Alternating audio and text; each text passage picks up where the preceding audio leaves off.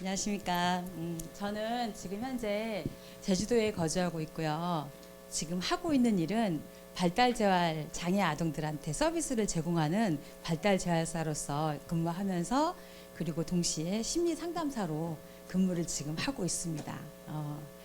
제가 우선 그 회장님께서 저한테 이렇게 강연하실 수 있는 그런 기회를 주셔서 너무 감사하다는 생각도 들고, 제가 우리 아이들의 이야기를 이제 하기 전에 저의 이야기이기도 하지만 우리 아이들의 이야기이기 때문에 제가 아이들한테 허락을 받았어요. 내가 가서 너희들 얘기를 해야 하는데 괜찮냐? 엄마 괜찮아요 라고 해가지고 이야기를 하게 되는데,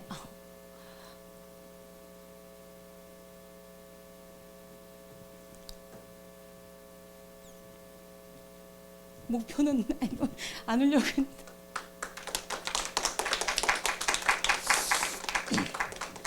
예. 우선 이 이야기를 할 수 있게 해준 우리 아이들한테서 감사드리고, 그리고 진짜 오랜만에 삼성병원 왔는데 너무 감회가 새로워요. 그래서 다시 이렇게 밝은 마음으로 올 수 있어서 너무 좋습니다. 네, 그럼 본격적으로 저희 이야기, 저희 아이들의 이야기를 시작하도록 하겠습니다. 자, 이 저희 가족이에요. 언뜻 보면 남자 5명이 사는 것처럼 저 빼고 다 남자인데, 저희 집은 우리 큰아이 가운데 서 있는 아이가 큰아이고요. 이쪽 친구가 쌍둥이 첫째 승헌이, 그리고 이쪽 친구가 쌍둥이 둘째 승은이, 이렇게 해서 저희가 이렇게 5명이 살고 있습니다. 이 양쪽에 있는 쌍둥이가 지금 일란성인데, 이 아이들이 지금 현재 그 1차 면역 결핍증을 앓고 있습니다. 이 아이들 처음에 병명을 알기까지가 좀 오래 걸렸었어요. 처음에 태어나서 저희가 남편의 직장 때문에 부산에 거주했어야 했었거든요. 양쪽 집안 다 쌍둥이가 하나도 없이 태어나서 너무 기뻤어요. 신기했고. 그랬는데 그 기쁘고 신기한 만큼 너무너무 힘들었었습니다. 몸에 염증이 너무 자주 생겨가지고 막 그 전신마취 해가지고 수술하는 그런 케이스도 많았었고, 또 우리 막내 같은 경우는 중염이 계속 나는 거예요. 그래서 동아대학교 병원에 입원도 한 적이 있었거든요. 근데 거기서 원인을 찾지 못하고 입원했을 때는 잠깐 괜찮았다가 태어나면 또 재발하고, 근데 그 이상의 진전하기까지의 그 진단이나 이런 거를 검사를 받아보지 못한 상태에서 지내다가 아침에 출근하기 전에 늘 하던 일이 이제 그 귀에서 중염에 그 고름을 빼고 출근하고 그렇게 계속 반복을 했었거든요. 그렇게 지내다가 이제 우연히 남편 일 때문에 제주도로 다시 이제 또 고향으로 내려가게 됐죠. 갔는데 제주도가 되게 습하기도 하고, 또 처음에 우리 아이들을 힘들게 한 게 뭐냐면 모기였어요. 모기를 딱 물었는데, 이 다른 사람 같은 경우는 모기가 물면 약간 부풀어 올랐다가 다시 가라앉아야 되는데 이게 안 낫는 거예요. 그래서 본인 손으로 긁었던 이 상처가 자기 온 몸을 다 긁다 보니까 전부 다 이렇게 피부 질환으로 엄청 다 옮게 된 거죠.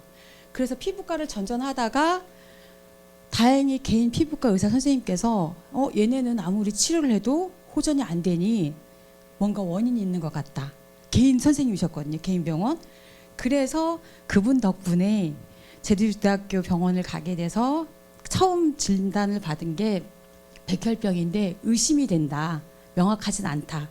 그래서 다시 상급병원으로 가라 해서 이제 삼성 서울병원에 오게 됐죠.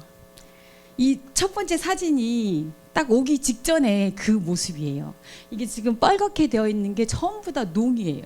그런 고름 상태였었고, 그래서 저는 그래도 우리 아이들한테, 야, 너네는 그래도 걸을 수 있고 웃을 수 있고 먹을 수 있지 않냐라는 그런 말들을 되게 많이 해서 그런가 이렇게 되게 많이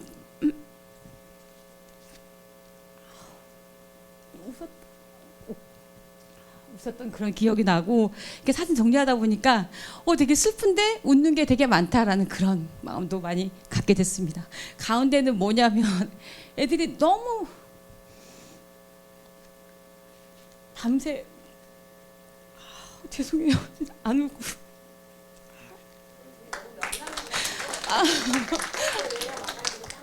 아우 와 미치겠다. 누가 형이가 아버지 맞추라고 하는 거예요. 제가 외래 볼 때마다 네가 그래서 제가 되게 많이 아이들한테 우리는 그래도 낫지 않나라는 그런 얘기를 많이 해서 그런가 사진들이 되게 많이 있고, 그래서 이거는 잠자기 전에 혹시 좀 덜 긁게 하려고 이렇게 붕대를 감싸가지고 재웠었고, 또 캐스트라고 해가지고 일반 그 의료기 상사에서 방기부스 하는 걸 해가지고 하면서 이렇게 좀 지냈었던 그런 기억이 납니다. 이거 삼성병원 딱 입원해가지고 처음 진단받을 때 그때 이제 모습인데, 이제 아이들을 이제 그 진단을 모르니까 격리를 시켜야 된다고 했었는데 이제 둘이니까 이제 2인실을 썼죠. 너무 편했고 호텔 갔다 왔고 되게 그런 좋았던 그런 기억이 납니다. 이제 그때부터 저희한테는 되게 하루하루가 되게 전쟁이었었어요. 아이들 먹고 자는 것부터 시작해서, 특히 이제 그 중이염 있던 친구는 고막이 천공이 돼가지고 한쪽을 이제 수영이나 물에 들어가면 안 되는 그런 것들 되게 많이 좀 제가 관리를 좀 했었었고, 그럼에도 불구하고 아이들은 병원에서 늘 재밌었어요. 이쪽 사진은 이 주사 들어가는 거를 계속 구경하기도 하고, 또 내가 먼저 맞을게요라고 이렇게 하기도 하고, 그다음에 이 아래 사진은 그 천공된 그 고막을 재생 수술하는 거였었고요. 그리고 여기에 그 논문을 썼었는데, 제 기억에 이 맨 오른쪽 선생님께서 그 의사 선생님이셨는데 저희 아이들을 대상으로 실험 연구를 해보면 좋겠다라고 얘기를 하셨는데, 제 기억으로는 100% 이해를 하고 제가 동의를 했던 것 같지는 않아요. 근데 이게 뭐냐면 의료학과 교수님들께서 만든 옷을 일정 기간 동안 입었을 때 이 아이들한테 좋아질 것이다라는 가설을 세우고 연구를 했었어요. 그렇게 해서 그 섬유학회에서 우수 논문상을 탔던, 그래서 제가 최근에 해외 논문을 찾아보니까 저희 아이들 논문이 있는 거를 제가 알게 됐습니다. 그래서 되게 전쟁 같은 그런 삶이었지만 그래도 이런 과정들이 저한테는 있었었고, 그래도 정리하면서 아이고 되게 힘들었겠다 약간 그런 마음도 조금은 없잖아 있었었습니다. 작은 아이들한테 정말 신경을 쓰면서 모든 걸 다 저희 그 아이들한테 되게 올인을 했었어요. 근데 제가 그 지금 현재 큰 아이가 26살이거든요. 성인이 돼서 어느 날 입을 이렇게 귀퉁이를 자꾸 이렇게 만지는 거예요. 그래서 제가 야, 너 무슨 남자 성인이 돼가지고 이렇게 이불 꼭지를 계속 만지냐, 꼭다리를. 그랬더니 우리 큰 아이가 하는 말이, 엄마 저 애정결핍이에요, 이렇게 얘기하는 거예요. 야, 엄마 아빠 그렇게 너랑 놀아주고 잘 지내는데 무슨 애정결핍이냐 했더니, 동생들이 정말 입원을 많이 하는 과정에서 저희가 부산 거주할 때 제주도로 이제 큰아이를 볼 사람이 없어서, 그래서 아빠랑 큰아이랑 내려왔는데 아빠가 우리 내일 놀러 갈 거야, 그러니 오늘 빨리 자 했는데 다음날 아침에 아빠는 출근해야 돼가지고 비행기를 타서 집으로 와버렸고, 눈 떠보니까 할아버지 집인데 낯설잖아요. 그래서 울었나 봐요. 그랬을 때 할아버지가 달래주지는 못하고 막 혼냈었나 봐요. 그랬을 때 우리 큰아이가 겪었을 그 마음의 상처가 아마 그 이불 꼭다리를 통해서 조금은 대체하지 않았을까, 약간 그런 마음을 가지게 됐습니다. 그래서 제가 그 상담 관련된 공부를 하면서 이 저의 불편한 마음을 강사 선생님한테 여쭤봤더니 아이한테 드는 마음이 뭐냐, 그러니까 좀 미안하긴 해요. 그러면 진심으로 사과를 해라. 네가 그때 그 마음을 가질 수 있게끔 내가 해서 미안하다라는 걸 사과한 이후에는 그 아이의 그런 행동이 저는 더 이상 불편하지 않게 됐습니다. 저희 큰아이는 이렇게 저랑 다니는 걸 되게 좋아하고 가족들하고 되게 재밌게 잘 노는 걸 되게 좋아해요. 막 혼자 막 이렇게 막 스페인도 막 여행 가고 막 하는데, 그 아이를 이해하기 전까지는 저는 솔직히 저의 큰아이도 저한테 도움이 되길 바랬어요. 작은 아이들을 조금 위로해주고 도와주고 또 남편처럼 저를 도와주기를 바랬는데, 생각해보니까 얘도 아이였던 거예요. 근데 그걸 제가 전혀 놓치고 살았었던 거고, 제가 이걸 정리하면서 맞아, 작은 아이들은 몸이 아프고 예를 들어 큰 아이가 정서적으로 아팠으면 난 더 힘들었을 것이고, 그리고 우리 아이들한테 내가 더 신경 쓰지 못했을 건데 이렇게 건강하게 자라줘서 되게 감사하다라는 그런 마음을 갖게 됐습니다. 제가 우리 큰아이를 이야기하게 되는 계기는 아마 그 환자 가족 중에 하나 말고 다른 형제 아이들이 있잖아요. 근데 그 아이들이 짜증을 내기도 하고 뭐 이렇게 좀 투덜거리기도 하고 뭔가 다른 액션을 취할 때는 엄마 나 좀 봐줘요 라는 그런 메시지라고 저는 그렇게 생각을 해서 저 같은 오류를 범하지 않으셨으면 좋겠다는 뜻에서 저는 이렇게 우리 아이 큰아이의 이야기도 한번 넣어봤습니다. 이제 아이들이 그 2003년생인데 2007년도에 처음 진단을 받고 서울에서 정확한 진단 이후에 한 달에 한 번씩 계속 면역글로불린 주사를 맞았는데 초등학교 4학년 때 어느 날 갑자기 엄마 저희 축구할래요 그래요. 근데 환자잖아요. 게다가 아프고 그냥 아픈 것도 아니고 제주도 살 때는 그냥 아픈 건 줄 알았거든요. 근데 서울 와서 보니까 아주 심하게 아픈 거라는 걸 여기 와서 알게 됐는데 단번에 안 돼 했어요. 저는 안 돼 이렇게 했는데 그리고 저는 솔직한 마음으로 아이들을 아프게 낳게 해서 전 미안함이 하나도 없었어요. 여기 선생님들 다 계시지만 우리가 아이들 임신했을 때 아프라고 기도한 적 한 번도 없었잖아요. 그리고 아프길 바란 적도 없었고 또 내가 아프게 하기 위해서 뭔가를 한 게 없기 때문에 저는 미안하다라는 마음보다는 아팠네?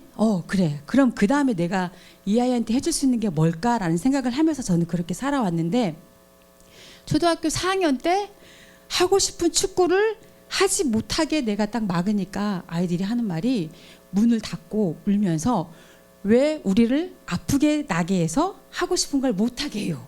그 말이 되게 많이 처음으로 미안했어요. 아이고. 그래서 이게 걸림돌이 되게 하면 안 되겠다. 장애가 되게 하면 안 되겠다는 생각에서 이제 보냈죠. 제주도는 되게 많이 습해요. 근데 이제 전지훈련을 경주로 가는데 조건이 혹시 이거를 하다가 아프면은 못해라고 했는데 갔는데 나아버리고 더 나아서 온 거예요. 이게 아마 내륙이어서 좀 건조해서 그런가 좀 몸이 낳고 와서 그 다음부터 축구를 하게 됐죠. 그래서 4학년 때부터 축구를 이제 하기 시작했고 뭐 자기가 무슨 뭐 메시에 버금간다 박지성을 뛰어넘는다라고 했는데 뭐 프로까지 이렇게 간 건 아니지만 그래도 꾸준히 중학교까지 이렇게 진행을 했고 그리고 나서 제주도에서 타 지역 특히 내륙으로 유학을 간다라는 거는 저희한테 되게 좀 생소하고 결단이 필요한 일이거든요. 일반 학생들도. 근데 하물며 아픈데 축구를 육지로 보내달라고 하는 거예요. 고등학교를. 근데 그때도 망설였지만 그래 우리 아이가 아프다고 해서 이 아픈 게 나는 걸림돌이 하게 되면 안 돼라는 그런 생각을 가져가지고 경기도 포천에 있는 아주 먼 거기 이제 보내게 됩니다. 거기에서 축구를 그렇게 잘한 건 아니었었어요. 야 우리 버티자. 버티는 게 이기는 거다라고 이렇게 얘기를 해가지고 애들은 포천에서 저는 제주도에서 그래서 한 달에 한 번씩 이제 삼성병원 나갔고 주사 맞고 각오를 계속 반복을 하는데 그때 이제 저희 동생네가 되게 많이 도와줘가지고 저는 되게 좀 감사하다라는 그런 말도 다시 한번 얘기하고 싶습니다. 그래서 저는 포천에서 끝나면 이제 집에 와야 되잖아요. 근데 갑자기 중국을 간대요. 그래서 이건 정말 내가 큰 마음을 먹지 않으면 안 되겠다라고 하는데 남편은 보내자. 애들이 할 수 있게끔 한번 해보자라고 하는데 도대체 뭘 어떻게 할 건데 라고 해서 되게 많이 망설였고 솔직히 걱정이 되게 많이 됐었어요. 경제적인 것도 그렇지만 가장 걱정되는 게 이제 의료적인 부분들. 얘네가 가서 살 수 있을까? 가서 주사를 어떻게 맞지? 어떻게 연결하지? 라고 되게 많이 고민을 했었는데 그때 이제 우리 김혜진 교수님께서 북경에 있는 그 병원을 한 군데로 소개시켜 주셨어요. 그래서 갈 걸로 다 이렇게 얘기가 됐는데 맨 마지막에 돌아온 대답이 20세 이하만 다닐 수 있는 북경 아동병원이어서 아이들을 다닐 수가 없게 된 거예요. 그렇게 해서 아이들이 가지 못하게 됐다가 거길 통해서 이제 또 다른 분 통해 가지고 지금 현재 주사를 병원을 찾아서 여기에서 내려준 처방 그대로 제가 이렇게 번역해서 가져가서 이거 주세요 라고 했는데 그 약이 좀 귀한 약이더라고요. 그런데도 어찌어찌 찾아가지고 한 거예요. 그러니까 하고자 하면은 길이 있다라는 거를 제가 다시 한번 또 느끼게 됐습니다. 그래서 지금은 현재 북경 체육대학교에서 축구학과에 이제 저기 다니고 있는데 여기 한국에서는 후보였거든요. 근데 갔는데 막 주전도 하고 막 상도 받고 그렇게 좀 너무 잘 지내고 있어가지고 조금 감사한 마음이 더 들고요. 여기 지금 현재 중국에서 주사를 이렇게 맞더라고요. 그냥 뭐 베드 있는 것도 아니고 이렇게 주사를 10개를 동시에 연결해가지고 계속 실온에 두고 속도도 엄청 빨라요. 그래서 그냥 제가 여기서 들은 게 있거든요. 이 속도를 너무 빨리 맞으면 아이가 그 배가 좀 아플 수도 있다. 이렇게 복수도 이런 얘기했는데 괜찮아. 엄마 여기 완전 빨리 줘. 완전 좋아 하면서 빨리 맞고 돌아오고 그렇게 지금도 현재 다니고 있고 건강할 때는 한 5주. 좀 심하거나 그러면 4주 이렇게 하는데 보통 5주 기준으로 해서 리버감마를 지금 현재 맞고 있습니다. 그래서 안 되는 거는 없는 것 같아요. 내가 못해서 안 되는 거지 안 되는 거 없다라는 그런 생각을 제가 좀 하게 됐습니다. 지금 되게 다들 아까도 식사하시면서 얘기했지만 이거 어디 가서 말을 못 하잖아요.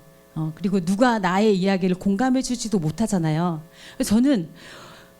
저는 되게 회복 탄력성이 좋다라고 느껴지는데 이 회복 탄력성이 뭐냐면은 우리 그 공을 바닥에 튀기면 이게 다시 올라오는 그 탄성을 이제 탄성이라고 하는데 회복 탄력성은 마음의 근육이에요. 내가 이 힘든 상황을 경험했을 때 어떻게 올라올 수 있는지 이 마음의 근육이 있고 없고의 그런 차이인데 여기 1955년에 하와이의 카우아이 섬이라는 그 미국에서 가장 열악한 그 섬에서 태어난 아이들 중에 이 섬에서 태어났다는 거는 내 인생은 이미 불행이 점 찍어진 곳이에요 라고 정해진 섬이었었어요. 그 당시에 총 833명 아이들 중에 201명 아이들은 누가 보더라도 불황자가 되거나 사회 범죄자가 되거나 절대 얘들은 정상적으로 크지 못할 거야 라고 했는데 그 중에 72명의 아이들이 너무 훌륭하게 자란 거예요.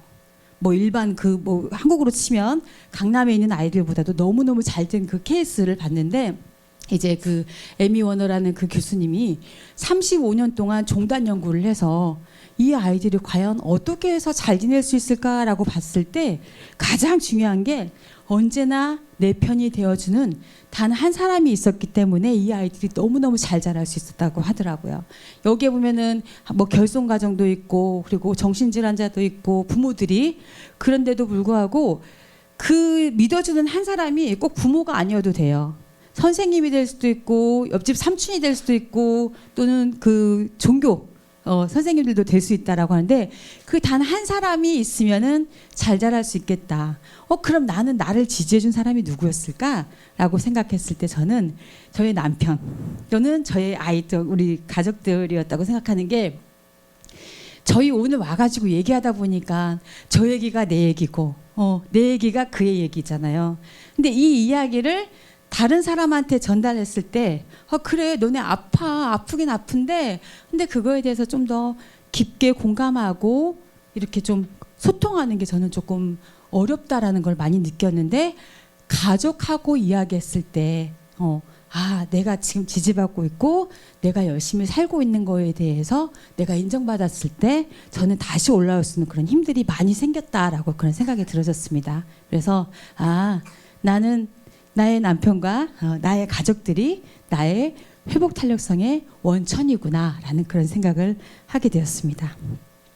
그래서 저는 이거 강의 이렇게 쭉 준비를 하면서 되게 잘 지냈네 저 스스로도 이제 23이니까 진단을 받은 지 20년 지금 잘 지내고 있는데 이 아이들한테 그리고 나한테 어떤 말을 해주면 내가 좀 더 잘 지낼 수 있을까 그런 생각을 했을 때 저는 나니까 여기까지 잘 왔지 진짜 잘했어 나 정말 대단해 라는 그런 말을 해주고 싶습니다. 왜 우리 부부끼리 살다 보면 나니까 당신이랑 살아 그런 말 많이 하잖아요. 그래서 친정어머니께서 한 번씩 니네가 어멍아방이난 자인을 살렸죠 제주도 말로 이렇게 얘기를 해요. 그만큼 우리가 그 아이들의 부모이기 때문에 저는 이 아이들이 이만큼 올라왔다라고 생각을 해요. 그래서 선생님들께서도 나 정말 잘하고 있어 라는 그런 마음들을 한 번씩 되새겼으면 좋겠다라는 그런 생각이 들어지고요. 그리고 이 이야기를 허락해준 우리 아이들한테는 어떤 말을 해주고 싶냐면 이 사진이 첫 번째 사진을 찍을 때 같은 날 찍었는데 이제 여기 지금 좀 밝아서 좀 덜 나오긴 하는데 다리에 그 흉터가 그대로 있어요. 한 번은 중국에서 방학 때 오는데 애들이 반바지를 입고 온 거예요. 그전에는 여름에도 긴 바지에 긴팔을 입고 흉터를 다 숨기고 다녔던 아이들이 반바지를 입고 왔길래 야 누가 보는데 괜찮아? 그러니까 엄마 괜찮아요. 이거 내 다리인데요. 어쩔 수 없어요. 내 거예요. 괜찮아요. 라는 그런 말을 하는 걸 보고 와 다행이다. 그러면서 이제 사진관 아저씨가 이 다리를 예쁘게 뽀샵을 해가지고 보내오신 거예요. 그랬더니 저희 아이들이 엄마 이거 이 다리 우리 다리 아니. 진짜 다리는 그 다리 아니고 원래 다리가 내 다리야. 그래서 흉터 있는 다리가 진짜 우리 모습이에요 라고 말하는 걸 보면서 이 각자 아이들이 자기가 가지고 있는 질병을 수용하고 그거를 헤쳐나가려고 하는 이 모습을 갖게 된 데에 너무너무 고맙다는 얘기를 해주고 싶습니다.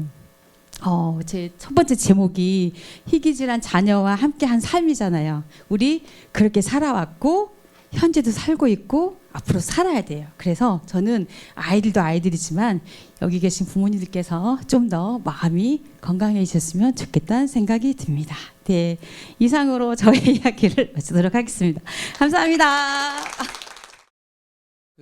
저는 이제 2002년 10월 15일 아침 6시쯤에 이제 삼성 서울병원 응급실에 오면서 지금까지 이제 이 삼성 서울병원에서 이제 연관이 돼서 김 선생님 또 우리 신 교수님이나 다른 분들 이제 만나게 됐고 엄마 이야기 했다면 저는 아빠 이야기를 할 텐데 오늘 시간을 사실 총 30분 하기로 해갖고 15분 시작했는데 30분이 다 끝나고 5분밖에 안 남아서 제가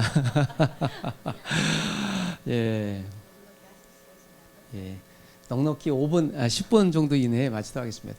엄마 이야기면 아빠 이야기인데 저는 이제 지지난달에 이 공황장애 우울증 판단을 받았어요. 저는 지금 그래서 약을 먹고 있고 근데 이제 제 스스로 제가 그거를 같이 상담해주는 상담사이기도 하고 제 스스로 보면서 내가 이런 게 있구나. 그런데 이런 게 되게 의지와는 상관없이 올 수도 있네 하면서 요새 이제 불면증도 있고 이 스트레스가 어디서 오지 하는데 우리 둘째 아이를 보내고 나서부터는 계속 있는 것 같아요. 이런 분들이 근데 저뿐만 아니라 아시는 의료진들도 그런 분들이 있고 이거는 해결할 수 없는 문제다. 그런데 아까 우리 김 선생님 한마디 해주셨는데 죄책감이라는 부분들을 놓고 이게 나의 문제인가? 그렇게 따지면 뭐 아담과 하와한테 원망해야 되는데 이게 그럴 문제인가? 이제 하면서 어떤 고민을 해야 될까에 대한 부분들을 좀 짧게 말씀 좀 드릴게요. 제가 답을 드리기보다 제 이야기를 하면서 또 우리 가족들이 그 어떤 실마리를 좀 풀었으면 좋겠고 기대하기는 이제 여기는 우리 또 하윤 아빠처럼 7개월부터 시작해서 찬미 선생님 뭐 30대 이제 앞으로 결혼하고 또 앞으로 다음 세대를 또 잉태하고 또 이제 부모가 될 입장에서까지 전 세계에 대해서 함께 고민할 부분들을 제가 좀 힌트를 좀 줄 수도 있겠다 생각이 듭니다. 제가 좀 책을 쓰고 있어서 책 제목이고요. 개인적인 제 이야기이기도 하지만 우리 PID 가족 모임 중에 지금 어떻게 좀 이야기를 좀 할까 하면서 이제 오랫동안 준비를 했는데 그 중에 한 이야기입니다. 살아야 한다라는 이야기고요. 사람의 감정이 4가지, 7가지 정도 있다고 하는데 기쁨, 슬픔, 화, 놀람, 공포, 혐오 이렇게 있다고 하는데 지금은 뭐 어떤 마음인지 모르겠습니다.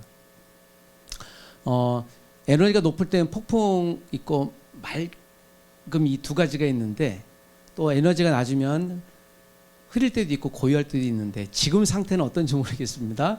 저는 지금 사실 폭풍 가운데 있고요. 지금 제 상황은 그러니까 에너지가 많긴 하지만 긍정적이지 않죠. 좋고 나쁨보다 우리가 자기를 성찰하면서 내가 어떤 상황에 있는가라는 걸 객관화시킬 수 있다면 문제의 실마리를 풀 수 있는 굉장히 큰 답이 될 수 있다고 봅니다. 제가 2017년에 제가 근무하고 있는 대학교에서 학생들한테 강연을 했던 내용이에요. 제 아이 스토리 이야기하면서 그 강연안을 사실 오늘 또 정리한 내용인데 대학생들한테 얘들아 인생은 수단다라고 첫 번째 했던 내용입니다. 우리가 살아가는가 죽어가는가 내가 누구지? 우리가 소설 성찰하는 내용을 이렇게 한번 살펴봤는데 퀴블러 로스 박사가 우리가 호스피스에 관련된 일에 그 선구자적인 역할을 하셨던 분이긴 한데 우리가 어떤 고통 수용의 5단계를 이렇게 수용한다고 합니다. 지나고 보니까 저도 그랬던 것 같고 2002년 10월 15일 내가 왜 여기 와 있지? 그래서 우리 둘째 아이가 이제 폐 기능이 문제가 있어서 상계동 백병원에서 이제 아이가 좀 하루 넘기기 힘들겠다라는 진단을 받고 급하게 여기로 왔더니 이제 간신히 살렸더니 이제 뭐 급성 호흡기 증후군이다라고 얘기하면서 이제 1차 면역 결핍증이다라고 나중에 얘기를 했는데 그래서 제가 수긍할 수 없었죠. 왜 이런 일이 아닐 거야. 이게 분명히 나중에는 다른 진단이 나올 거야라고 했지만 그걸 왜 하필 나에게? 왜냐하면 제가 일주일 뒤에 뉴질랜드로 유학 가기로 결정돼 있었거든요. 그래서 우리 아이를 보면서 너 때문에 내가 지금 이게 뭐냐 사실 그 마음이 컸었거든요. 굉장히 제가 욕망이 큰 사람이죠. 그럼 이제 어떻게 해야 되나? 그리고 나서 23일 동안 응급실에 있었어요. 그러니까 이제 뭐 비자고 이제 의미가 없어지는 거죠. 내가 10년 동안 준비했는데 하고 싶은 거 못했던 것들도 있고 인생이 달라져야 되잖아요. 그러니까 그 당황, 막 혼란스러움. 그럼 이제 뭐 해야 되지? 라고 하는 과정 가운데 보니까 저도 이 프로그램 또 이 공식에 뭐 그대로 접목이 되더라고요. 그런데 퀴블러 로스 박사가 자기 환자들 가운데 굉장히 많은 분들이 이거 암 환자를 대상으로 30여 년 정도 대상으로 하면서 통계를 낸 건데 이런 단계를 거치면서 그럼 나는 무엇을 해야 될까?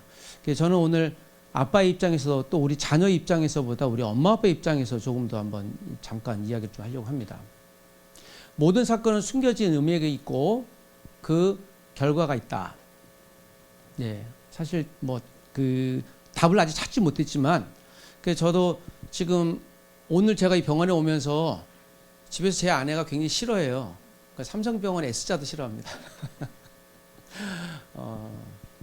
그러니까 이제 아이를 보낸 것에 대한 죄책감이 있고 저는 역설적으로 그런 부분들을 조금 더 어려운 아이들을 나는 치료할 수 있는데 라고 하는 그 접근적인 부분들을 놓고 고민하는 거고 이제 다른 거죠. 그러니까 다른 세계를 살고 있는 거죠. 우리 아이가 떠남으로 인해서 세계관이 좀 달라졌다. 그런데 그것은 뭐 옳다 그러다 보다 저는 그렇게 하면서 또 회복을 하는 거고 또 다른 사람은 이걸 회피하면서 회복을 하는 것인데 그래서 우리 김인 선생님이 뭐 이렇게 그 자료도 보내주시는데 제가 꼼꼼히 봅니다. 그리고 제가 공부도 하고 면역이 과연 무엇일까? 이거는 보이지 않겠고요. 이거 나중에 한번 찾아보시면 보겠지만 1970년, 71년에 태어난 친구인데 우리 버블보이라고 이거 영화도 지금 나왔습니다. 이 아이가 태어날 때부터 지금 우리 이제 질환이긴 했는데요. 중증 SCID 질환을 갖고 이 아이가 12년 동안 살면서 결국에는 이제 끝에는 사망하게 되어졌지만 이 풍선 안에 살 수밖에 없는 얼마나 답답하겠습니까? 근데 이 케이스를 기준으로 저 이제 제프리라고 하는 아이 이야기가 또 스토리가 되고 미국에서 같이 우리 이 PID라고 하는 질환에 대해 스크리닝 하기 시작하면 세계적으로 이제 이 부분들을 이제 인식하게 돼서 저도 이 아이를 놓고 보면서 우주선처럼 이 풍선 안에서 12년을 살았는데 얼마나 쉽지 않았을까. 근데 이걸 보면서 우리의 삶도 뭐 그러지 않을까라는 생각을 좀 해봤습니다. 선천적으로 면역기는 네, 이거 지나갈게요. 이게 이제 우리 홈페이지에 있는 건데 현재 아마도 한국에서는 maybe 1,000명 이상 환자가 있을 거 추측은 되는데 저희가 지금 모이신 분들은 이 정도고 뭐 서울대학교 김중건 교수나 또 김혜진 선생님이나 또 다른 대학에 또 유사한 분들이 계시긴 하지만 이 PID에 관련된 분들은 그렇게 많지는 않으세요. 저도 이 부분들을 놓고 보면서 1차 면역 결핍을 설명하는데 만날 때마다 새로운 분들 설명이 되니까 참 힘들어서 우리 홈페이지 보시면 잘 아실 테고 네 이렇게 저희가 이제 안내서도 좀 만들고 이거는 우리가 이제 제프리 마들 파운데이션에서 이제 정식 회원으로 우리 PID 코리아가 회원으로 가입돼 있는 거 2018년인가요? 이제 같이 그 본부 헤드쿼터에 있는 분들하고 연결해서 우리가 한국을 대표한다 해서 지금 네, 이렇게 홈페이지에 가보면 이제 저희가 나옵니다. 이렇게. IPOPI라고 해서요. 그 1차 면역 결핍증 세계 가족 모임 있고 이걸 좀 말씀드리는 이유는 그 여기 규칙이 그렇더라고요. 그 국가에서 인정받을 수 있는 한 개 단체만 인정할 테니 공인받고 오셔라 해서 저희가 그래서 법인도 만들고 했던 작업들을 그래서 저희들이 그냥 이렇게 친목 모임이 아니라 한국을 대표하는 모임이다. 그렇게 인지하고 계시면 될 것 같습니다. 그냥 네, 2004년도입니다. 제가 참 좋았을 때고 제 이제 둘째 은석이고 네. 이제 2005년 12월 31일인데요. 이때 우리 이지훈 교수님이 2주면 퇴원할 거니까 괜찮다고 굉장히 얘기해 줬어요. 그러니까 너무 걱정하지 마시라고. 그래서 이 션트를 넣었는데 머리에 그래서 2주면 되겠다. 저는 그때 유학 갈 생각을 했었거든요. 이게 어떻게 가지? 다시 어떻게 가지? 하는 생각을 했었는데 결국에는 이날이요. 24일 만에 이제 의식이 돌아와서 아빠 힘내세요. 우리가 있잖아요. 이거를 내가 중얼중얼 거리면서 중환자실 그 당시 본관 3층에 있었는데 의료진이 이제 전화가 와서 이 아이가 벌써 1시간 동안 계속 이 노래만 계속 하고 있어서 좀 상태가 좀 문제가 있는 것 같다라고 왔는데 제가 이 아이가 처음 깼을 때 잠자면서 깨면서 그 노래를 하는 거 보면 정상으로 돌아온 것 같다라고 얘기해서 왔는데 이또 회복이 돼서 이제 퇴원을 하게 된 날이 저에게는 굉장히 사실 1월 23일이 굉장히 의미 있는 날이었어요. 포기했던 아이가 다시 회복되는 그런 날이었고 2005년, 6년, 7년, 8년, 9년 해서 제가 3일에 한 번씩은 저기 응급실에 왔던 것 같아요. 이제 뇌에 문제가 있었고 쇼킹이 있고 간질 증상이 있으면 바로 와야 되고 하는 그 속에서 가정이 좀 해체됐거든요. 그 샤워할 때도 늘 스탠바이 해야 되고 그리고 이제 이지훈 선생님이 29분 이내에 오셔야 돼요. 그래서 왜 29분이에요? 이 사건 하는데 시안까지 해서 월계동에서 여기까지 아무리 와도 45분이거든요. 그래서 제가 29분 만에 온 적 많아요. 그러니까 정말 150km 달리고 가족들이 지금 생각해도 그러니까 이제 지금 생각해 보면 가족들을 생명을 담보로 이 아이를 살려고 그렇게 왔나? 사실 그런 마음도 많이 들고 이제 그러면서 이게 4년 정도 늘 그냥 그래서 뭐 명절이나 추석 이런데 이런 날의 추억이요 늘 그냥 동팔병동밖에 없습니다. 저는 이제 그런 생각들이 있으니 지나고 보니까 우리 첫째 아이가 이 추억이 병원밖에 없어요. 그러니까 그런 정서적인 체험이 없고 가족들끼리 여행을 간다라고 하는 추억이 전혀 없다. 이게 부재한 것이다. 정서적인 그 사막 같은 것은 어떻게 채워주지 그런데 사실 그 방법이 없더라고요. 그래서 이 사진이 계속 남고 이건 좀 회복이 돼서 이제 제가 근무하는 대학에서 사진을 좀 이렇게 찍었고요. 훌쩍 뛰어넘어서 2012년도에 이제 이 아이가 뇌 기능이 이제 좀 뇌간에 바이러스가 침투해서 이제 좀 더 이제 기능이 멈춰지고 자, 이 아이가 살 날이 얼마나 넘지 않았겠다. 그래서 김 선생님한테 얼마나 견딜 것 같아요. 이게 늘 항상 질문이었는데 이 아이가 이제 형태가 달라졌잖아요. 그래서 이제 많이 준비하고 있었던 상황이었고요. 제가 이제 이 사진이 잊혀지지 않습니다. 그때 그 병원에 이게 4초간의 영상인데요. 제가 우리 아이가 태어났던 12월 8일 날 생일이었는데 생일 케이크 사달라고 그래서 제가 굉장히 짜증냈거든요. 제 아내한테. 굉장히 짜증내는 상황인데 그때 간호사 선생님들이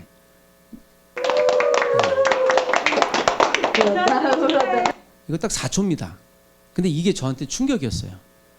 나는 그냥 이 아이가 그냥 좀 떠나가겠지. 뭐 이 아이를 하고 있는데 간호사 선생님들이 그래 내년 2009년 생일이 올지 모르겠지만 오늘 생일 축하해 주는 거 보고 생명에 대한 또 의료진들에 대한 감사함이 저에게는 하나의 전환점이 됐던 사건이기도 합니다. 그리고 이제 그 서팔병동에 있는 주제 넘게도 우리 그 어디죠? 무슨 질환이죠? 백혈병 아이들 생일 잔치 해준다고 열심히 제가 아는 사람들 동원해서 이렇게 생일 잔치 해주고 우리 동팔병동에 와서 이제 또 이제 고민하고 막 그랬던 기억을 3년 정도 했고요. 이때 제가 처음 알았는데 이때 서팔병동의 백열병 아이 회장 엄마가 저한테 그러더라고요. 우리 아이들 그래도 90%는 회복이 돼서 나간다고. 10%는요. 그러더니 아이들은 거기는 조금 어렵다고. 그러니까 올해가 아마 마지막 생일인 아이도 있을 거예요라고 지나가면서 얘기하는데 아 이게 마지막 생일일 수도 있겠다. 우리 생일을 해준다는 게 얼마나 감사한가. 그래서 희망이 있는 반면에 내년에 생일이 올지 안 올지 모르겠다. 이거는 절망이지 않는가 생각을 했고 제가 동팔병동에 와보니까 희망도 아니고 절망도 아니고 비망이더라고요. 이 아이가 언제 회복이 될까라는 것에 대해서 굉장히 사실 고민이었고 이거는 이제 네, 거의 마지막 순간이었고요. 2013년 2014년 1월 12일이고요. 여기 선택진료사 김인 선생님, 이화평 선생님 이름이 있는데 저는 사진으로 기록을 많이 남겼어요. 그러니까 이제 제가 할 수 있는 게 뭘까 하면서 1월 10일 날 입원을 했고 뭐 결국에는 이게 그 과정 가운데 있었고 아이가 뭐 쉽진 않겠다 살아가는데 네. 저희가 해줄 수 있는 건 그냥 아이들 격려해 주는 것이었고요.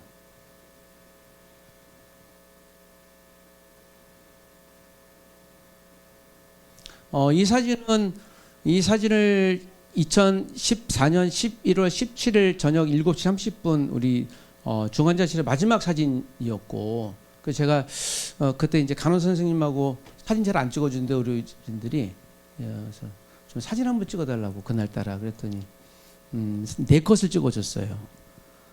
제 마음 가운데 이거 마지막 사진일 수 있겠네. 그때 조영범 선생님이라고 계신데 얘가 얼마나 견딜 것 같아요. 그러니까 한 2, 3일 정도. 그래서 오늘은 마지막이지 않을까 해서 이제 찍었던 마지막 사진이었고 상황을 보니까 이제 쉽지 않겠더라고요. 그리고 그 다음날 새벽 4시에 전화가 와서 애들을 보내줬거든요. 지금은 이제 저 분당에 있는 메모리얼 파크에 지금 있습니다. 제가 그 월계동에서 올 때 늘 이런 사진이었거든요. 저녁 때 면회 올 때. 이거 언제 이 사건이 끝쳐질까. 제가 그 슬픔을 얘기하지 않고요. 지금 슬프지 않습니다. 근데 제가 여러분께 우리 가족들에게 말씀드리고 싶은 건 아까 우리 승원 엄마는 아이들이 쌍둥이가 지금 축구 선수 되잖아요. 얼마나 부럽겠어요.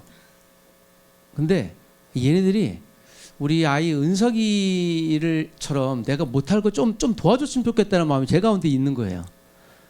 그러니까 한 분 한 분들마다 내가 이 아이 12년 11개월 살았지만 나머지 뭐 90년을 산다면 70년의 거를 날 좀 어떻게 좀 도와줘야 하는 마음이 제 가운데 사실 조금 남아 있고 이게 의료진들 가운데 있고 세브란스에 우리 강재만 선생님한테 뭐 부탁할 때 좀 애탐이 있어요. 좀 어떻게 좀 해주지? 내가 할 수 있는 게 뭐지? 라고 하는 마음이 좀 숨겨져 있어서 지금 이제 12년 7개월을 살다 갔지만 그 아까 우리 승원 어머님처럼 우리 가족들의 자녀들은요 충분히 건강하게 살 수 있다고 생각을 됩니다. 그렇지 않을지라도 이거는 우리의 잘못이 아니고요. 굳이 원망한다면 저 하늘에 있는 신한테 해야 되겠지만 그런데 우리가 할 수 있는 게 뭘까? 저는 이제 우리가 그걸 좀 찾았으면 좋겠고 이전 보건복지부 그 위원장이었던 양승조 국회의원이라고 계신데 제가 우리 가족 모임 소개하면서 좀 이런저런 지원 좀 해달라고 하니까 이 얘기를 하시더라고요. 그 엄마 아빠도 얼마나 계세요? 거기 좀 사인 좀 받아갖고 오시면 국회에 제가 얘기 좀 할게요. 결국 우리 목소리가 담아지면 국회에서 재정 지원할 수 하도록 할게요. 라는 얘기를 하면서 저는 이제 다시 한번 이건 숨길 이야기도 아니고요. 제가 마지막에 그냥 보여드리면 우리 아이 이렇게 병 질환입니다. 점점점. 이때 마침 2억 7천만 원이 나왔는데 이때 저는 추측하기에 그 어떤 분이 마지막 결제를 300만 원을 저한테 하셨더라고요. 네, 시티은행 카드로 누군지 아는데 제가 얘기를 하고 싶지 않아요. 그게 저한테 흔적으로 남아요. 아무도 모르는데 제 병원비 내준. 제 제자가 와서 월급 450만 원 던져주고 가는 경우도 많고 정말 많아요. 아, 내가 빚진 인생이다. 저한테 이제 누군가 이 얘기를 하시더라고요. 그 왜 이 일을 하세요라고 하는데 이 질문 받았는데 제가 스스로 내가 왜 여기 와 있지 사실 그 얘기하고 오늘도 오는데 제 아내한테 혼났어요. 그래서 왜 그 쓸데없는 일 하냐고. 근데 저희 쓸데없는 일은 아닌데 저희는 아까 처음 말했던 그시거든요.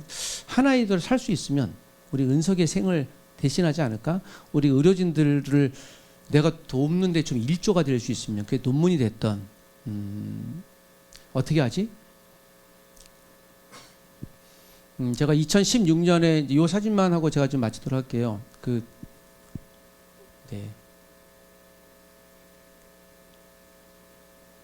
네, 이 사진 좀 주목해 주시고요. 아까 얘기했던 이제 IPOPI 모임을 하는데 저 제일 왼쪽에 있는 분이요. 리카르도라는 포르투갈 저 당시 33살 난 형제인데 분인데 포르투갈 환자의 자기 그 포르투갈 PID 회장. 그리고 그 왼쪽에 있는 친구가 18살 아까 얘기했던 아이슬란드에서 온 고등학교 3학년이었는데 휴가 받아 갖고 와서 그 의료진들 앞에서 질문이 있어요. 내 질환 이건데요. 난 어떻게 치료해야 돼요? 하는데 제가 저 녀석 18살짜리가 대단하다. 그리고 가운데 있는 친구는 말레이시아 친구인데 브루스리라고 하는 자기 그 당시 13살짜리 아들이 이제 3주에 한 번씩 주사 맞고 있고 또 제 바로 왼쪽에 있는 친구는 제프리라고 하는 친구인데 지금 홍콩 의대 소아청소년과 의사고 있고요. 그러니까 이분들이 모여갖고 제가 대화를 하는데요. 너는 주사 면역 글로불린 얼마 만에 맞아? 그러니까 나 3주 만에 맞는다고. 야, 그 4주에 맞아도 돼. 그래서 아니야, 2달 만에 견디더라. 뭐 그런 얘기를 서로 하면서요. 이 제프리라는 아이가 친구가 이제 그 얘기하더라고요. 자기가 인턴으로 있는데 이게 주사 맞다가 오면 빨리 빼고 달려가야 된대요. 뭐 그런 얘기를 재밌게 하는데 저에겐 충격이었어요.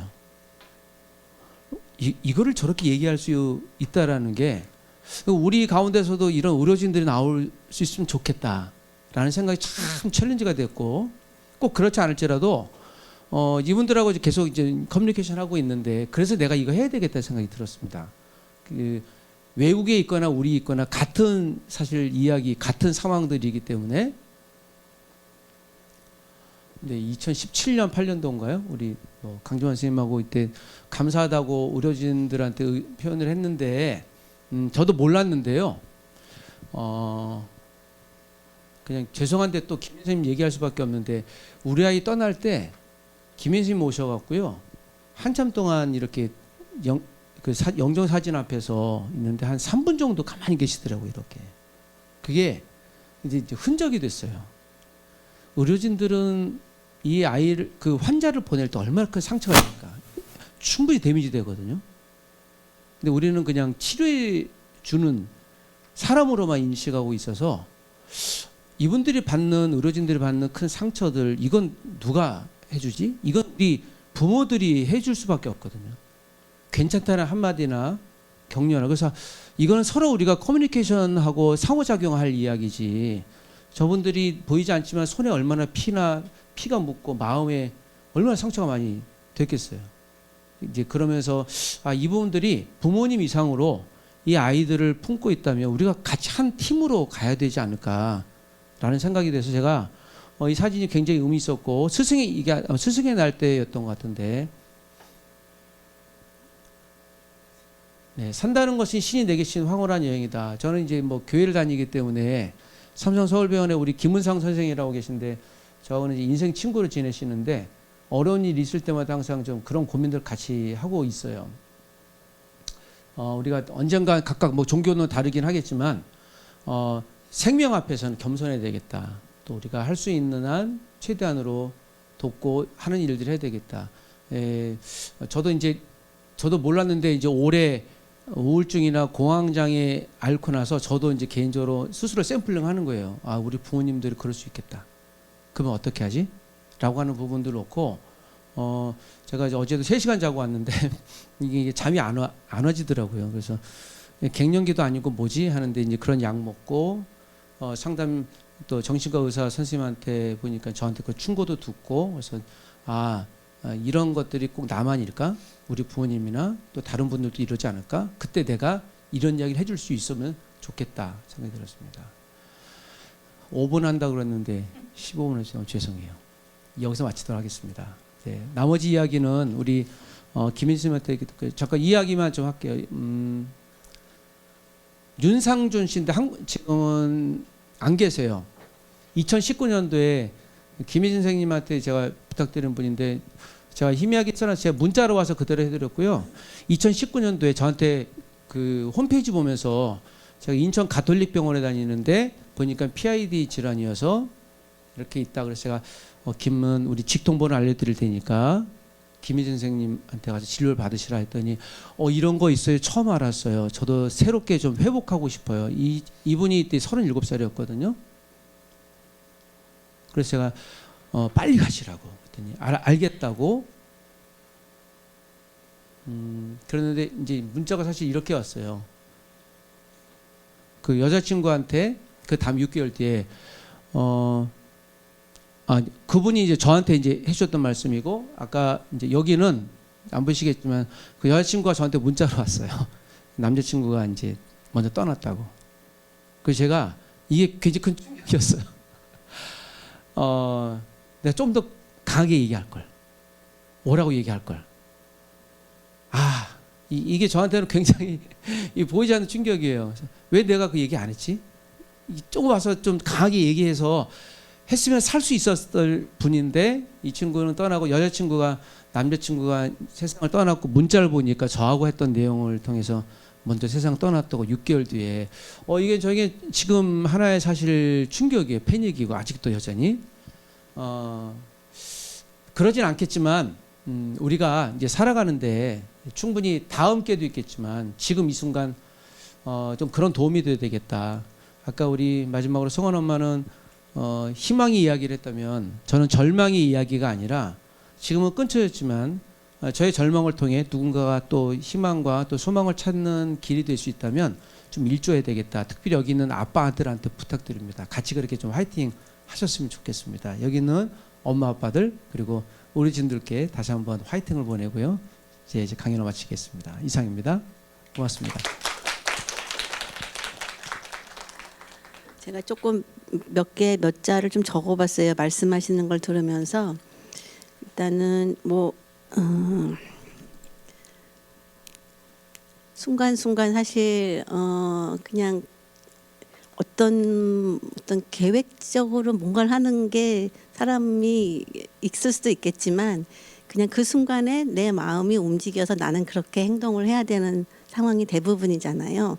그래서 그런 했던 상황들을 우리 부모님들이 아주 작은 순간도 기억을 이렇게 해주시는구나 그런 생각을 해서 앞으로 더 잘해야겠다 이런 생각도 들었지만 역시 마음이 움직이는 대로 행동한 거는 다 전달이 된다 이런 생각이 들고 그다음에 제가 했던 여러 가지 의료진으로서 느끼는 그런 여러 가지 스트러글이 있었거든요. 그게 뭐냐면 그냥 어떻게 해야 될까 이 상황에서 얘를 살리기 위해서는 그런 결정을 정말 순간순간 내릴 때 되게 어려운 결정들이 많아요. 그게 단순히 책에 써 있는 게 아니고 여러분들이 책에 써 있는 거대로만 아프지 않으시거든요. 그런데 그거를 제가 가지고 있는 모든 지식을 다 동원하고 때로는 정말 외국에 계신 유명하신 분들한테 그냥 염치불구하고 막 매달리듯이 물어보기도 하고 또 우리끼리 여러 가지 우리 병원에 계신 의료진들하고 정말 브레인스토밍을 해가지고 이렇게 하면 이런 일이 생길 것 같고 이렇게 하면 저런 일이 생길 것 같고 여러 가지 옵션을 생각하면서 그렇게 내가 결정을 내렸을 때 아기한테 생길 도움 잘못될 가능성 또는 피해될 가능성 부작용이 있을 가능성을 굉장히 여러 가지 가능성을 놓고 얘기를 합니다. 그래서 우리가 한 5분 10분 정도면 결정을 내릴 만한 환자들보다 한 명 한 명의 환자들을 볼 때 정말 2시간, 3시간, 3시간, 4시간을 결정을 위해서 고민을 해야 될 때도 있고 결정을 못 내려서 며칠을 자면서 깨어있을 때나 생각을 해서 낼 때가 있습니다. 지금 다 여러분들의 자녀들이 여러분들 가슴속에 있을 텐데 많은 많은 환자들이 제 마음속에도 있거든요. 일단은 제가 몇 가지 좀 의료적인 걸로 말씀을 조금은 드리도록 할게요. 그리고 또 하나는 제일 꼭 말씀드리고 싶은 거는 초기에 진단받을 때 많이 힘드시거든요. 그러셔가지고 부모님이 너무나 많은 스트레스 속에서 애는 막 이렇고 막 직장은 어떻게 되고 뭐 다른 큰 애는 또 누가 봐주고 뭐 병원비는 당장 어떻게 구하고 막 이런 여러 가지 것들 그리고 정말 어려운 얘기를 의사들은 와서 계속 반복적으로 하고 나보러 동의해라 뭐 해라 하는데 해야 될지 말아야 될지 내가 이 사람을 얼마만큼 믿고 따라가야 될지부터 시작해서 굉장히 많은 힘드실 게 있을 것 같아요. 근데 의사들, 간호사들 여러 그런 의료진들이 진짜 그 아기를 보는 순간은 다른 어떠한 것도 생각하지 않고 그 아기한테만 집중해서 어떻게 하면 얘를 이거보다 더 좋게 만들 수 있을까만 생각하거든요. 그래서 그런 점을 좀 믿어주셨으면 좋겠고 어떨 때는 부모님들도 너무 힘드시니까 저희를 힘들게 하실 때도 있어요. 근데 그럴 때는 좀 더 많이 기운이 빠질 때가 있거든요. 그래서 아까 방금 말씀하신 것처럼 우리가 결국은 이렇게 힘을 합쳐야 되는 공동체이거든요. 우리 아이가 뭐 폐렴으로 입원했다, 장염으로 입원했다 너무 쉬운 얘기여서 다른 사람들한테 얘기를 해도 금방 이해가 가고 그러지만 뭐 요즘 병명도 너무너무 어려워지거든요. 이런 병명으로 입원을 했는데 이런 치료를 받고 있다. 그거를 받고서 이해해주고 좀 뭐랄까 그 위로해 줄 수 있는 그런 분들이 주변 분에 거의 없으실 거예요. 그래서 결국은 환자와 의료진의 그런 관계 속에서 서로 정보를 교환하고 아이를 위해서 조인트 결정을 같이 내리고 그리고 서로 간에 위로를 받으면서 또 과학적인 결정으로 아이를 살려야 되거든요. 그게 우리의 그 컴패니언십이라고 생각합니다. 그러는 와중에 제가 만든 게 있는데 요거를 조금 같이 공유를 해드릴게요. 이거는 사실은 의료진들을 위한 거긴 한데 요즘에 의학에서 굉장히 중요한 화두가 희귀 질환입니다. 여러분들이 가지고 있는 병 하나하나가 다 희귀 질환이에요. 우리나라에 뭐 몇십 명, 몇백 명 있는 환자도 있지만 단 한 명, 뭐 10명도 안 되는 그런 환자들 있으시거든요. 그런 우리나라의 첫 번째 병을 많이 진단하는 병원이기도 해서 저희가 그런 병들을 볼 때 그 유전자 진단의 발전과 함께 여러분들의 병의 진단이 더 예전보다는 훨씬 더 수월하게 잘 되고 있어요. 물론 지금도 어려운 경우가 있긴 하지만 그 진단을 우리가 왜 유전자 검사를 꼭 하려고 하냐면 왜냐하면 어떤 특정 유전자가 밝혀졌을 적에 의학과 과학의 발달로 추가적인 그런 딱 포인트 타겟하는 치료를 할 수 있기 때문입니다.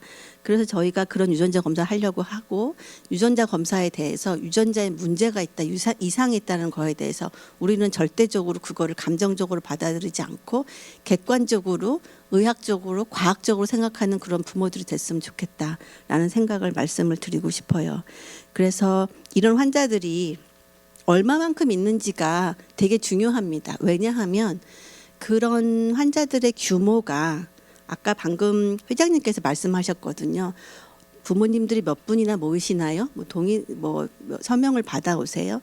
저로서는 이 역학이 되게 중요합니다. 우리나라에 면역결핍증 A가 몇 명이 있고 면역결핍증 B가 몇 명이 있고 C가 몇 명이 있고 지금 여러분들 병이 한 300~400개 되거든요. 그래서 저도 되게 많이 어려운 상황인데 그 병들을 다 공부하려면 한 병도 공부하는데 되게 힘들거든요. 근데 그런 병들을 일일이 다 가능하면 최대한도로 많이 모아서 우리나라에는 이만큼 있으니 이런 사람들을 위한 치료, 진단, 치료 그리고 추가적인 추적 진찰 이런 거에 관련해 가지고 나라가 어느 정도 그 건강 관련해서 여러 가지 결정을 내릴 거 아니에요. 그런 보건학적인 그런 의학적인 환자들을 치료하기 위해 결정을 내릴 때 참고하게 하는 자료를 만드는 게 저는 굉장히 중요합니다.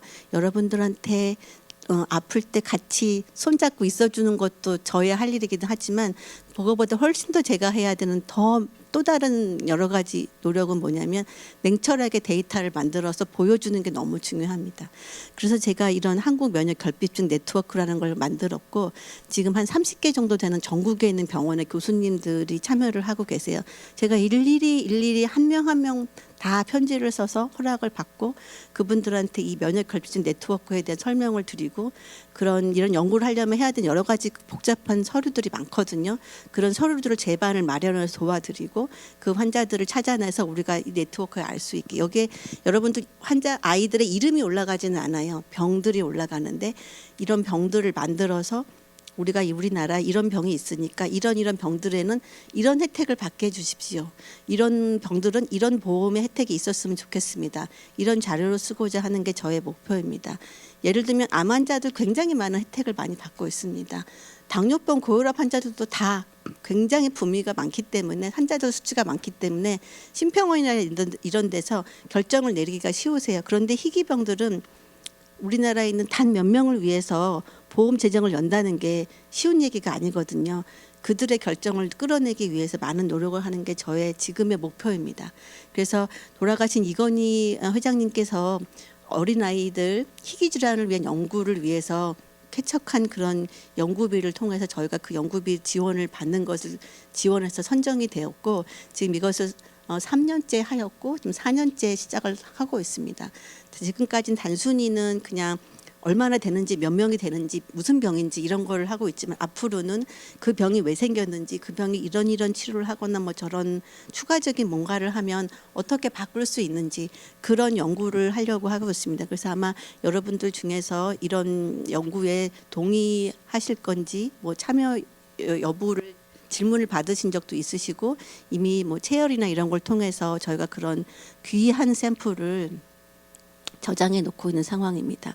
금방 내 눈에 보이진 않지만 이미 좀 경험하신 분들도 있으는데 수년에 걸쳐서 고민을 하고 수년에 걸쳐서 계획을 세워서 새로운 치료제를 받으셔서 훨씬 더 증상이 좋아진 환자분들도 계시고 우리나라에 없는 그런 약들을 아주 고가의 약들 예를 들면 1년에 치료비가 억 단위로 드는 그런 약들을 저희가 구해서 환자들한테 나눠주고 있는 그런 노력을 하고 있습니다. 모든 병이 다 그렇진 않지만 한 번에 하나씩 해결을 한다라는 심정으로 그런 노력을 하고 있습니다. 그래서 이런 네트워크를 통해서 저희가 지금 여러 가지 환자를 하고 있고 지금 29센터, 30센터가 되고 있고 여기에 지금 들어가 있는 병들이 환자 명수가 이렇게 있는데 지금 사실 더 넘어가서 거의 200명에 육박을 하고 있고요. 이거는 그동안 우리나라 없었어요. 외국에서는 가까운 일본만 하더라도 벌써 한 20년 전부터 있어서 가지고 거기는 수천 명의 환자들이 있어서 그 수천 명의 데이터를 가지고 저희가 뭐 보고서를 쓰고 논문을 써서 그 환자들을 위해서 어떤 치료를 하는 게 좋을지 외국엔 이런 데이터가 있지만 우리나라 없으니 만들어서 우리나라 환자한테도 이런 치료 혜택을 보게 해달라는 등 뭐 이런 여러 가지를 하고 있거든요. 그래서 그게 저희가 앞으로 계속적으로 노력할 그런 방향이기도 해서 이번 기회에 알려드립니다.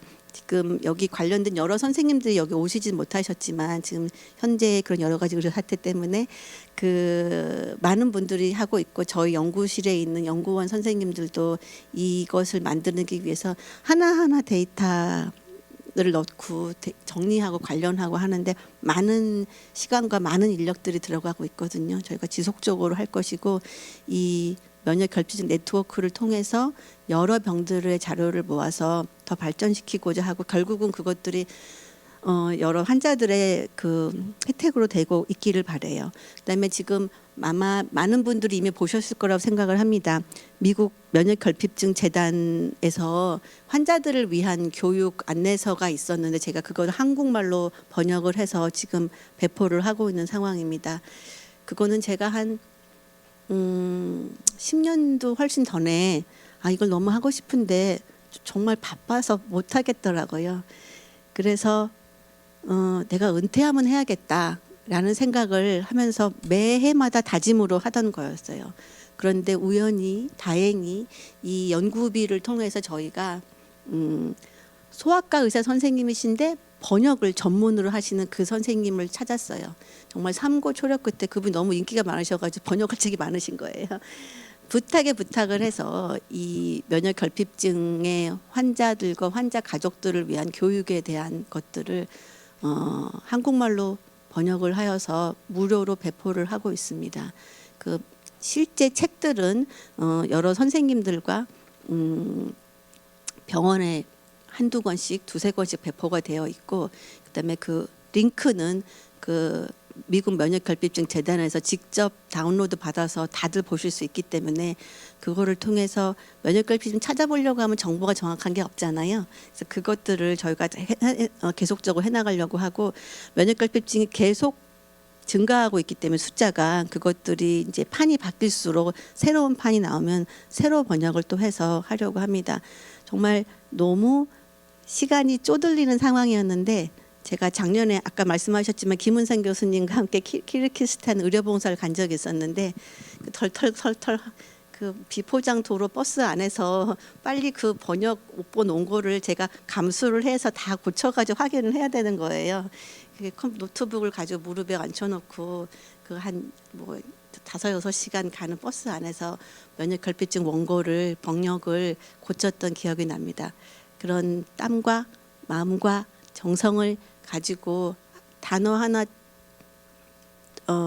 조사 하나에도 신경을 써가면서 고쳐서 만든 것이지만, 물론 거기에도 또 에러가 있을 수 있겠지만, 여러분들을 생각하면서 어떻게 표현하면 환자가 더 이해할 수 있지, 어떻게 표현하면 의학적으로 맞는 번역이지, 뭐 이런 걸 고민을 하면서 지었던 책입니다. 활용을 잘 해주시기 바라고, 혹시라도 주변에 진단되지 얼마 안 된 그런 환자들이 있다면 공유해 주시는 것도 좋을 것 같습니다. 그 또 하나 말씀드리고 싶은 것 중에서 하나가, 저희가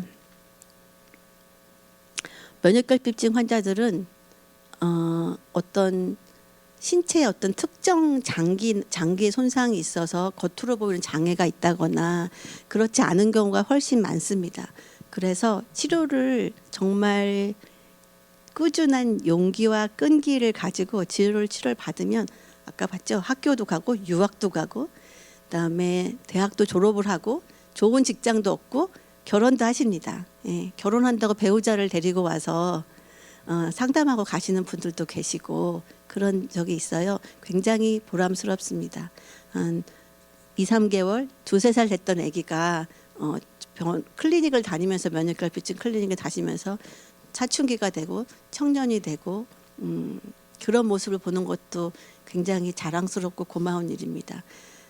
환자로만 사시지 않았으면 좋겠습니다. 사회의 일원으로서 당당하게 치료를 받고, 그 어떤 도움이 필요한, 국가적으로 필요한 도움에 대해서는 적극적으로 요청하시고, 대신 사회를 위해서도 기여하시면서 사셨으면 좋겠다는 생각이 들어요. 그게 우리 환자들이 이 사회에서 잘 나가면서 자리매김할 수 있는 그런 일이라고 생각이 듭니다. 또 하나는 한국 면역결핍증 진료의 현주소에 대해서 뭐 편한 얘기는 아니지만 말씀을 드리겠습니다. 아까 말씀하셨던 것처럼 면역결핍증 전문가가 거의 전무하다 싶은 상황이 우리나라 현실입니다. 예, 그렇거든요. 그나마 굉장히 우리가 거기에 포커스하는 그룹이 있는 병원이고, 이 병원에서 트레이닝 받으신 선생님들이 전국에 있는 교수님들로 가셔가지고 각각의 병원에서 환자를 보고 계시고, 새로운 환자를 진단하시고 진료하시고, 또는 저한테 보내주시기도 하시고, 그 병원에서 스스로 어려운 치료도 다 하시기도 하는 것이 지금의 현실인데, 앞으로 조금 더 계속적으로 적극적으로 열심히 이런 교육을 해서 우리나라의 면역결핍증 전문가들이 훨씬 더 수준 높은 전문가들이 많아지기를 바라는 것이고, 또 지금 방금 전에 들으신 얘기 중에서 우리 애가 20살을 넘어서 어린이병원에 못 갔어요. 이게 또 다른 하나의 현실입니다. 무슨 말이냐면, 대부분의 아이들이 어린 나이에 발병하기 때문에 내과 의사들 중에서 면역결핍증을 전공하는 사람이 없어요. 그냥 제로라고 생각하시면 됩니다.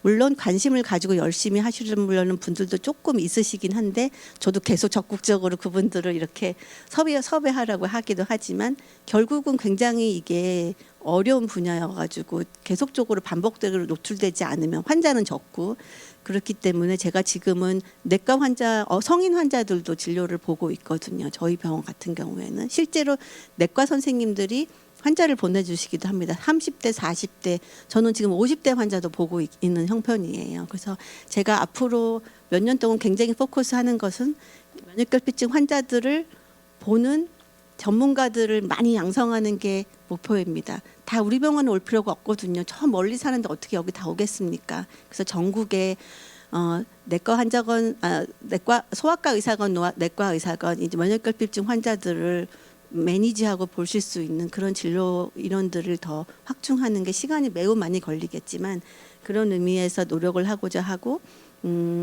저희가 면역결핍증 관련된 컨퍼런스를 그래서 미팅을 교육 컨퍼런스 같은 걸 하고 있고 6월 다음 달 마지막 토요일에는 한일 면역결핍증 심포지움을 할 예정입니다. 그래서 환자분들께서도 환자분들 눈높이에 맞춘 심포지움은 아니에요. 저희가 가장 업투데이트하고 가장 앞서가는 그런 프론트라인의 과학을 토론할 것이기 때문에 그렇지만 와서 한번 들어보셔도 되고 아까 말씀하신 것처럼 내 병은 무슨 병인데 질문하셔도 되고 그중에 한두 가지만 알아듣는다 하더라도 이 병 이런 면역결핍증에서 이런 연구를 하고 있구나. 나도 지금은 이런 치료를 받고 있지만 미래에는 더 다른 치료가 있을 수도 있겠구나. 그런 생각을 하실 수 있을 거라 생각합니다. 제 생각에도 제가 20년 전에 진단하지 못했던 병들을 지금 진단하고 있고 제가 20년 전에 감히 치료하려고 엄두도 못 냈던 그런 병들을 지금은 신약으로 치료를 하고 있습니다. 그래서 그런 기회가 있으니 알려드리겠습니다. 시간이 되시면 들어보시면 좋을 것 같고요. 그런 거의 연장으로서 제가 지금 아시아 면역결핍증 학회 이사인데 임원인데 2027년에 우리나라에서 아마 우리 병원이 될 것 같습니다.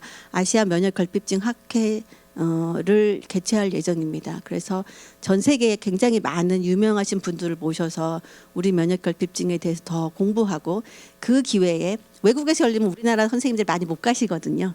우리 병원에서 우리나라에서 만약에 한다면 우리나라에 있는 다른 면역결핍증을 관심이 있고 좀 보고자 하는 그런 의료진들 또는 직접 환자를 보지 않더라도 연구를 하는 그런 기초과학자들을 많이 관심을 끌어들이고 그 학회에 참여하게 하여서 그런 그 인식도를 높이고 결국은 그 주제가 굉장히 핫토픽이 되면 연구하는 사람들이 많아지면 우리가 더 많은 정보를 얻고 더 좋은 치료 기회를 얻을 수 있을 것 같다는 생각이 듭니다. 그래서 그게 지금 제가 하고 있는 노력 중에 하나입니다. 그 한 가지 제가 작년에 인도에 다녀왔습니다. 인도에 있는 면역결핍증을 전문으로 보는 그런 어린이 병원에 갔었는데 가는 길도 되게 멀었어요. 중간 뉴델리까지 가서 거기서 비행기 놓칠 뻔하다가 겨우겨우 타고 그 다른 도시에 가서 찬디가르라는 그런 도시에 가서 강의를 하고 거기에 있는 굉장히 많은 면역결핍증 환자들과 가족을 만났어요. 수백 명이 오셨더라고요.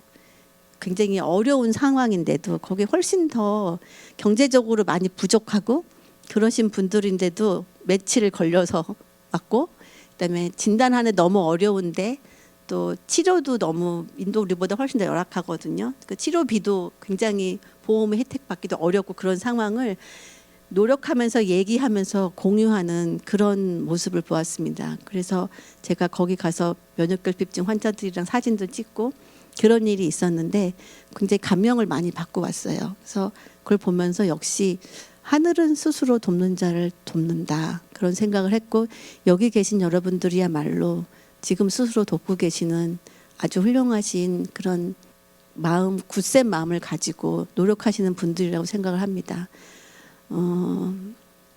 마음속에 끝까지 잡지 못했던 환자들은 항상 제 마음속에 남아 있습니다. 그런데 둘째 아이가 그 다음 아이가 생겼을 적에 이렇게 부른 배를 가지고 또 찾아오시는 어머님들 계세요. 제가 계속 머릿속에서 생각하면서 그때 진단하지 못했던 거 어떻게 하면 좋을까? 제가 어떤 환자 같은 경우는 실제로 진단 병명은 알았지만 그 유전자를 끝까지 몰라서 그 유전자 데이터를 가지고 여러 번 분석을 하다 결국은 안 돼서 그거 데이터 그전은 옛날이어가지고 이렇게 보낼 수가 없었거든요. 무슨 구글 드라이브나 이런 걸로 제가 이렇게 썸 드라이브에 담아가지고 그걸 타고 비행기를 타고 가서 주면서 이 애기 유전자를 꼭 분석해 주세요. 이렇게 했던 기억이 나는데 그만큼 제 마음속에도 끝까지 남아있는 아이들이 있거든요. 그 아이들에 대해서 최선 다했지만 끝까지 지켜주지 못한 거 마음 아프지만 명복을 빌면서 잘 지낼 거라고 생각을 하고 그 아이들이 부모님들이 씨앗이 되어서 그 앞으로 우리가 봐야 되는 그런 많은 아이들을 진료를 하고 더 살릴 수 있는 그런 기회가 될 거라고 생각을 합니다. 아까 말씀드린 이 네트워크랑 교육 말고 또 하나 제가 지금 굉장히 몰두하는 것 중에 하나가 그 스키드 병, 모든 병을 다 스크리닝하면 좋겠지만 그렇진 않지만 그 중증 복합 면역 결핍증 아까 있었던 그 풍선아이 속에 있는 거 있잖아요. 지금 환자들 중에서 풍선아이 증후군 그 중증 복합 면역 결핍증 보호자분들이 계세요. 외국의 굉장히 많은 나라에서는 지금 미국을 포함해서 동유럽, 서유럽 우리보다 훨씬 더 경제적으로 부족한 그런 나라에서도 우리가 대사 이상 검사하는 것처럼 신생아 시기에 그 병들을 스크리닝하고 선별을 검사를 해서 진단되자마자 하는 치료를 하는 그런 일을 하고 있습니다. 우리나라는 지금 경제 15등 안에 드는 나라인데도 그걸 실행하고 있지 않거든요. 제가 그래서 그 연구를 이미 거의 한 10년 전에 이미 했고 그 연구를 결과와 또 추가적인 후속 연구를 통해서 정부를 설득하는 데 사용하려고 하고 질병관리청 희귀질환과에도 연락을 드리고 그런 바 있습니다.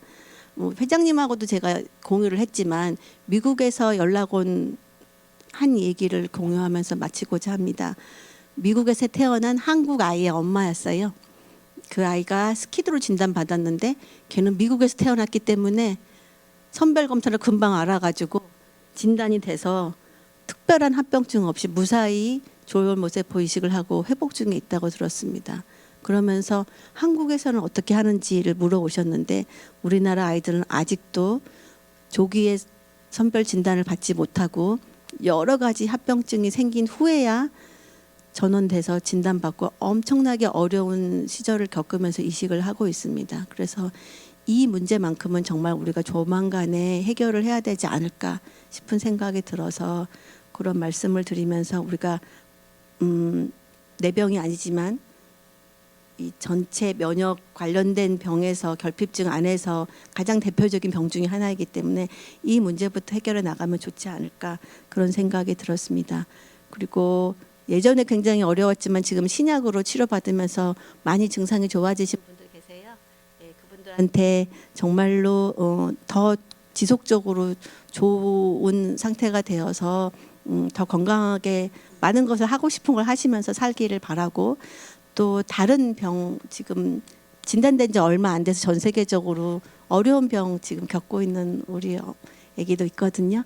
그래서 지금 너무 제가 회진 때마다 하는 말이 너무 무시무시해서 무섭고 두렵고 그렇겠지만 하나하나 저희가 차근차근 정리해 가면서 치료하고 또 그중에 또 빛이 들어올 것이라고 생각을 합니다. 그래서 우리가 면역결핍증 진단을 받는 순간 구름 낀 하늘처럼 보이실 수 있겠으나 항상 그 구름 사이로 이렇게 햇빛이 내려오잖아요. 그런 게 바로 치료의 기회라고 생각을 하니 여러분들께서 마음을 굳게 잡수시고 잘 치료 받으시고 그리고 또 완치되신 분들도 그 새로운 그런 기회와 도전을 즐기시면서 잘 지내시기 바랍니다.